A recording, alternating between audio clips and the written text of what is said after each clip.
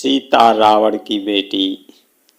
माँ सीता को लेकर अद्भुत रामायण की कहानी एकदम अलग दिखाई पड़ती है। क्या सचमुच माता सीता रावण की बेटी है? अगर रावण की बेटी है तो यह कैसे हुआ कि रावण को सीता का हरण करना पड़ा? आखिरकार क्या है सच्चाई इस कहानी को लेकर? तो आइए आज हम इस कहानी के बारे में पूर्ण जानकारी लेंगे और अगर जानकारी अच्छी लगे तो वीडियो को लाइक और चैनल को सब्सक्राइब जरूर करना, ताकि ऐसी जानकारी आपको हर समय प्राप्त होती रहेगी। तो बेल आइकॉन जरूर दबा लेना, जिससे पहली बार जब भी हम वीडियो डालें तो आपको नोटिफिकेशन जरूर मिलेगा। तो आइए शुरू करते हैं। वैशाख महीने की शुक्ल पक्ष की नवमी तिथि को श्री राम वल्लभा देवी माँ सीता का प्राकट्य हुआ था। इसलिए इस तिथि को जानकी नवमी और सीता नवमी के नाम से जाना जाता है। इस वर्ष यह आज मंगलवार 10 मई 2022 को है।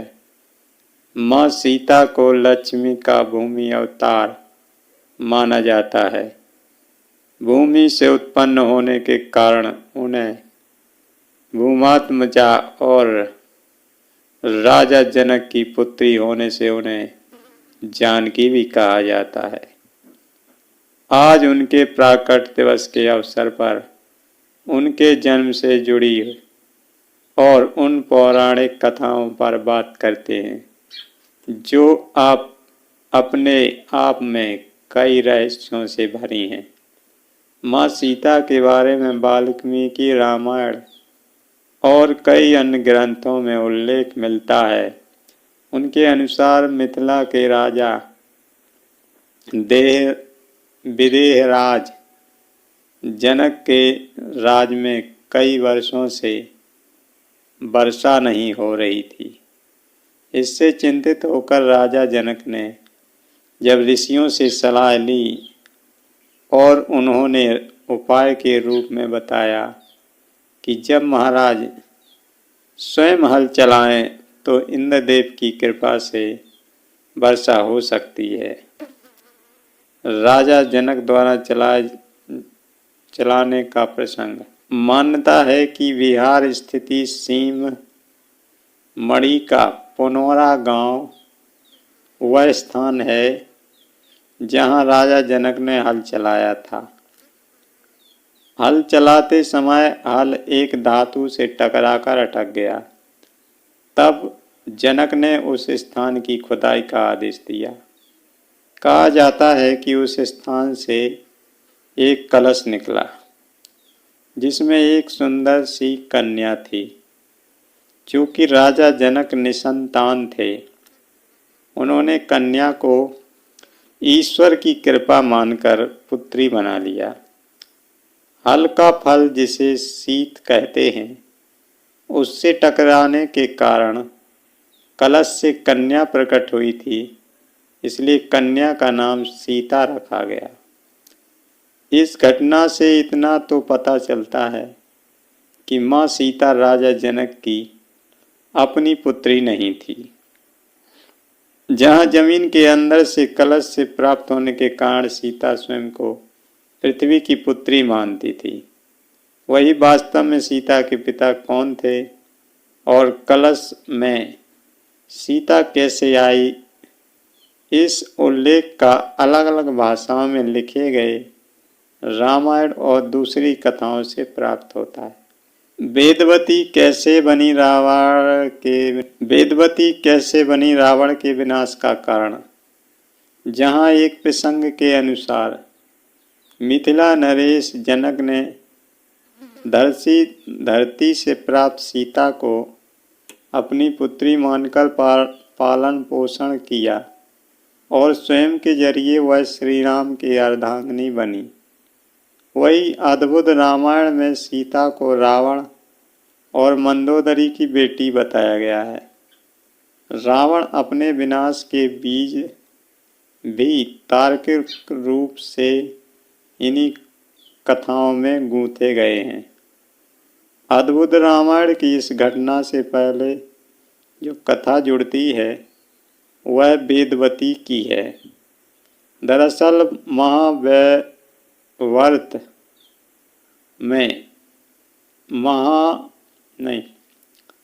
दरअसल ब्रह्मवैवर्त पुराण में यह कथा आती है, जहाँ से रावण के अंत की कथा भी जुड़ती है।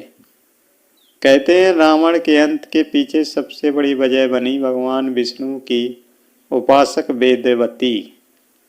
माँ सीता इन्हीं वेदवती का पुनर्जन्म थी।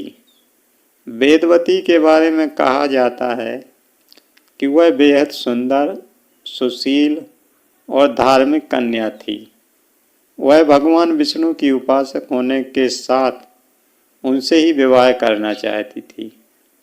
ब्रह्मवैवर्त पुराण के अनुसार वेदवती अपनी इच्छा पूर्ति के लिए सांसारिक जीवन छोड़कर जंगल में कुटिया बनाकर तपस्या में लीन थी। इसी दौरान एक दिन जब रावण हिमालय का भ्रमण करते हुए एक ऋषि कन्या वेदवती को देखा तो मोहित हो गया। वह कन्या के निकट गया और अभी तक उसके अविवाहित रहने का कारण पूछा। तब वेदवती ने बताया कि उसके पिता उसका विवाह विष्णु से कराना चाहते थे, परंतु एक राक्षस के मुख पर मोहित होने के कारण उसने मेरे पिता का वध कर दिया। पति के वियोग में माता का भी देहावसान हो गया। पिता की मृत्यु का बदला लेने के लिए ही उन्होंने तपस्या का मार्ग अपनाया। रावण ने शुरू में वेदवती को बहकाने की कोशिश की, परंतु उसके नहीं मानने पर उसने वेदवती के केस पकड़ लिए। तब कहा जाता है कि वेदवती ने रावण के द्वारा पकड़े गए बालों को काट दिया है और दौड़ते हुए अग्निकुंड में कूद कर अपनी जान दे दी। मगर मरने से पहले उन्होंने रावण को श्राप दिया कि वे खुद रावण की पुत्री के रूप में जन्म लेकर उसकी मृत्यु का कारण बनेगी। वहीं वेदवती अगले जन्म में एक कन्या के रूप में जन्मी और रावण के विनाश का कारण बनी। वेदवती के इस प्रसंग को फिल्म सीता स्वयंवर में फिल्माया गया था, तो उसकी छोटी सी क्लिप आप यहाँ देख सकते हैं। रावण और मंदोदरी की बेटी सीता। कहा है प्रसंग। अद्भुत रामायण में उल्लेख है कि रावण कहता है कि जब मैं भूलवश अपनी पुत्री से प्रणय की इच्छा करूं, तब वही मेरी मृत्यु का कारण बने। अद्भुत रामायण के प्रसंग के अनुसार ही दंडकारण्य में गृतस्मद नाम का एक ब्राह्मण था, जो मां लक्ष्मी की पुत्री के रूप में पाने की कामना से प्रतिदिन एक कलश में कुछ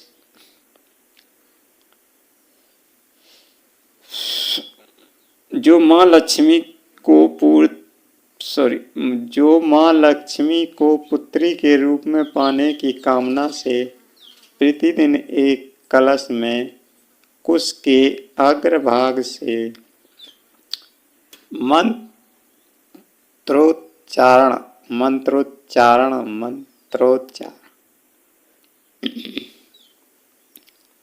मंत्रोच्चारण के साथ दूध की कुछ बूंदें समर्पित करता था।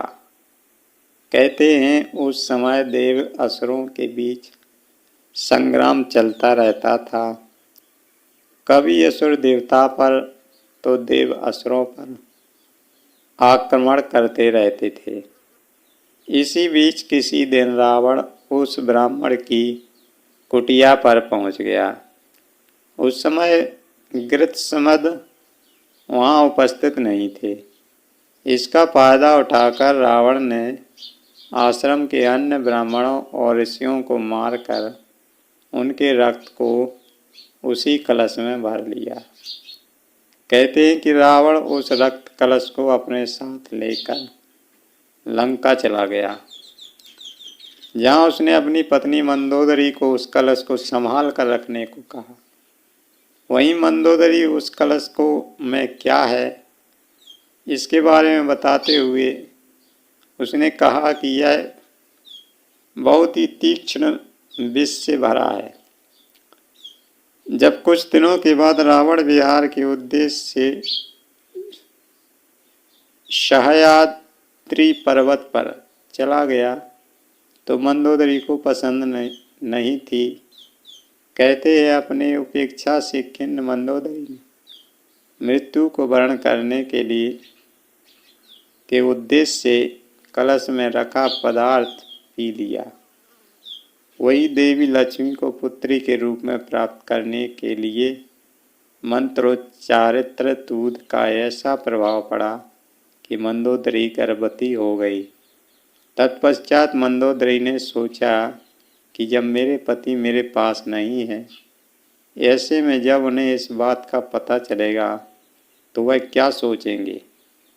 यही सब सोचते हुए मंदोदरी तीर्थ यात्रा के बहाने कुरुक्षेत्र चली गई। कहा जाता है कि वहीं पर उसने गर्भ को निकालकर भ्रूण को एक घड़े में रखकर भूमि में दफन कर दिया और सरस्वती नदी में स्नान कर यह वापस लंका लौट गई। कहते हैं कि कालांतर में इसी भ्रूण से सीता का जन्म हुआ। मानता है कि वहाँ वही घड़ा हल चलाते वक्त मिथिला के राजा जनक को मिला था, जिसमें से सीता जी प्रकट हुई थी। लोक जीवन में सीता राजा जनक और सुनैना की पुत्री के रूप में विख्यात भले ही रही हों, लेकिन यह भी प्रचलित था कि वे दोनों केवल पालक माता पिता ही थे। वाल्मीकि रामायण के अलावा कंपन रचित रामायण, जैन रामायण, थाई रामायण और लोक कथाओं में भी माँ सीता के जन्म और जीवन को लेकर अलग अलग ढंग से वर्णन है। जहाँ तक बात अद्भुत रामायण की है तो बता दूं कि एक बार ऋषि भारद्वाज ने ऋषि वाल्मीकि से रामायण के कुछ गुप्त और रहस्यमय पहलुओं को बताने के लिए कहा और कहा जाता है कि इसी के परिणाम स्वरूप वाल्मीकि द्वारा अद्भुत रामायण लिखी गई। यह संस्कृत भाषा में और जो 27 सर्गों में रचित एक विशेष कविता है, जबकि वाल्मीकि रामायण को इस ग्रंथ का प्रेरणा स्रोत भी बताया जाता है। रावण ने सीता को अशोक वाटिका में क्यों रखा, यहाँ एक और प्रसंग का जिक्र तो बनता ही है, जो सीता को अपहरण के बाद उन्हें लंका के अशोक वाटिका पर रखने से जुड़ा है। कई बार सवाल उठता है कि रावण की कैद में एक लंबा समय गुजरने के दौरान जनकनंदिनी सीता ने कभी रावण को अपने समीप नहीं आने दिया। क्या वह सीता को क्रोध से डरता था या फिर भगवान राम के वह किसी वचन में बंधा था या फिर वह श्राप था जिसे वह सीता से दूर रहने के लिए बाध्य था। आलीशान महल सोने की लंका को छोड़कर उसने क्यों सीता को अशोक वाटिका में रखा, इस सवाल का जवाब भी पुराणों में मिलता है।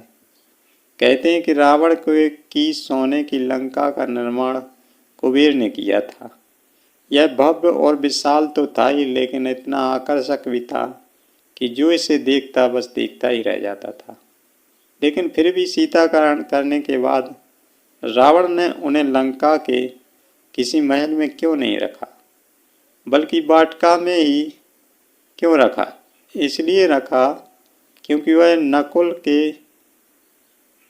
नल कुबेर के श्राप से भयभीत था। इस श्राप से जुड़ा जो प्रसंग है उसके अनुसार स्वर्ग की खूबसूरत अप्सरा रंभा कुबेर के पुत्र नल कुबेर से मिलने धरती पर आई थी और कहते हैं कि जब रावण की दृष्टि रंभा पर पड़ी तो वह उसके सौंदर्य पर मुग्ध हो गया। रंभा ने उसे कहा भी कि नल कुबेर की होने वाली पत्नी है, लेकिन फिर भी रावण ने उनका सम्मान नहीं किया और रंभा के साथ दुर्व्यवहार किया। जब इस बात की खबर नल कुबेर को मिली तो उसने रावण को श्राप दिया कि जब भी वह कभी किसी स्त्री को बिना उसकी स्वीकृति के छुएगा या फिर अपने महल में जबरदस्ती रखने की कोशिश करेगा तो वह उसी क्षण भस्म हो जाएगा। कहते हैं कि इसी श्राप की वजह से रावण ने बिना सीता की स्वीकृति के ना तो उन्हें स्पर्श किया और ना ही उसने अपने महल में रखा।